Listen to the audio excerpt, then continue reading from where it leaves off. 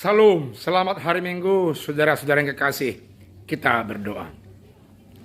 Damai sejahtera yang melampaui setiap akal dan pikiran manusia, kiranya menyertai saudara-saudara sekalian di dalam Kristus Yesus Tuhan kita yang hidup itu.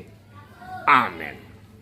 Firman Tuhan di minggu hari ini, Minggu Estomihi, terambil dari kitab Markus pasal 9 ayat 2 sampai ayat 9.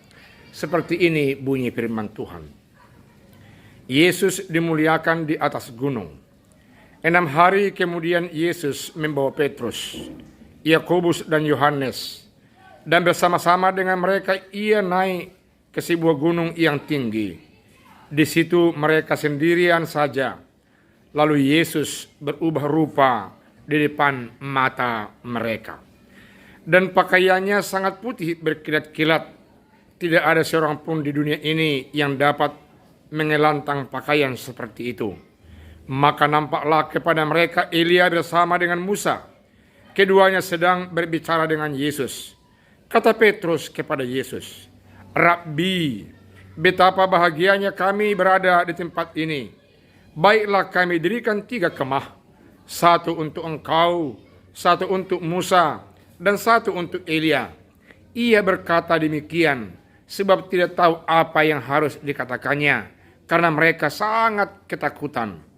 Maka datanglah awan menaungi mereka, dan dari dalam awan itu terdengar suara, "Inilah anak yang kukasihi, dengarkanlah dia." Sebab sekonyong-konyong waktu mereka memandang sekeliling mereka, mereka tidak melihat seorang pun lagi bersama mereka, kecuali Yesus sendiri. Pada waktu mereka turun dari gunung itu, Yesus berpesan kepada mereka supaya mereka jangan menceritakan kepada seorang pun apa yang telah mereka lihat itu, sebelum Anak Manusia bangkit dari antara orang mati. Seperti itu bunyi firman Tuhan. Saudaraku yang kekasih, sebelum saya lebih jauh menjelaskan firman Tuhan ini, saya mau katakan bahwasanya di tengah-tengah orang banyak, termasuk bagi murid-murid Yesus, ada semacam kekalutan pemahaman terhadap Yesus sebagai Mesias.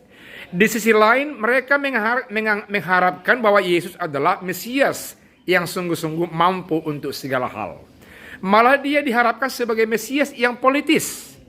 Namun, mengapa dalam praktek sehari-hari, dalam kenyataannya dia mengatakan bahwa dia harus pergi ke Yerusalem, harus menderita, harus mati di kayu salib dengan yang lain-lain. Ada semacam pro kontra dari pengharapan mereka dengan fakta yang mereka lihat. Yang pasti bahwasanya mereka butuh penguatan, pengenalan akan Yesus sebagai Mesias ketika itu. Dalam kaitan itulah firman Tuhan yang telah dilaporkan oleh Markus ketika ini memperlihatkan bahwasanya Petrus, Yakobus, dan Yohanes pergi bersama-sama dengan Yesus naik ke sebuah gunung yang konon para ahli mengatakan bahwa itu adalah Bukit Tabor. Dan setibanya di sana mereka melihat bahwasanya Yesus berada bersama dengan Musa dan Elia sebagai tokoh yang luar biasa bagi orang-orang Yahudi, dan berbincang-bincang dengan Yesus. Dan Yesus ketika itu memiliki konfigurasi yang berbeda, wajahnya yang berkilau-kilauan, bajunya yang berkilat-kilat, dan tidak ada yang mampu untuk menentang kemilau dan perubahan tubuh Yesus ketika itu. Lalu mereka sangat merasa ketakutan di samping merasa berbahagia. Sampai mereka mau mengatakan bahwa mereka mau mendirikan mezbah, mendirikan di sana pertanda akan peristiwa yang berbeda itu. Saudaraku yang kekasih, pada hakikatnya kondisi itu meyakinkan, konfigurasi itu meyakinkan murid-murid yang diwakili oleh Petrus, Yakobus, dan Yohanes. Mereka mau diyakinkan bahwa Yesus betul-betul sebagai Mesias yang tidak perlu lagi diragukan oleh siapapun, kapanpun, dan di mana saja pun mereka berada. Ketika mereka menyaksikan seperti itu, awan datang menyelimuti mereka, pertanda Allah datang, Allah memberkati, dan ketika itu suara muncul dari awan itu mengatakan, "Inilah anakku yang kukasihi, Dan engkau harus sungguh-sungguh mendengarkan dia. Dalam kaitan itu, Yesus sungguh-sungguh diurapi. Yesus sungguh-sungguh diperjelas, dinyatakan bahwa dia adalah sungguh-sungguh Allah itu sendiri.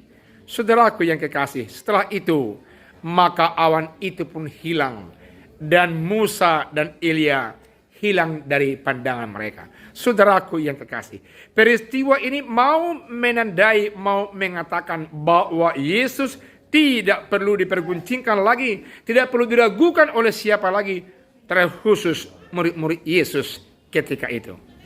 Ada pesan disampaikan oleh Yesus kepada murid-muridnya, bahwa peristiwa itu tidak perlu sampaikan kepada siapapun, tidak perlu dipublikasikan kepada siapapun, sampai Yesus nanti bangkit dari antara orang mati. Saudaraku yang kekasih, minggu ini disebut dengan Minggu Yesus adalah anak Allah, anak Tuhan. Dan itu yang mau dibenihkan, mau diyakinkan, dikuatkan kepada semua orang yang telah mengenal, yang telah percaya kepadanya. Biarlah firman Tuhan ini senantiasa nyata, merasuk, dan kita nyatakan di semua aspek kehidupan kita setiap hari. Tuhan Yesus memberkati. Amin. Kita berdoa.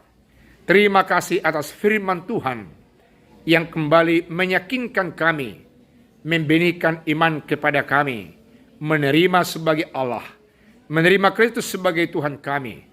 Jadilah dia memberikan kekuatan, kekuasaan, dan berkat-berkat kepada kami. Dalam nama Yesus kami telah berdoa. Amin.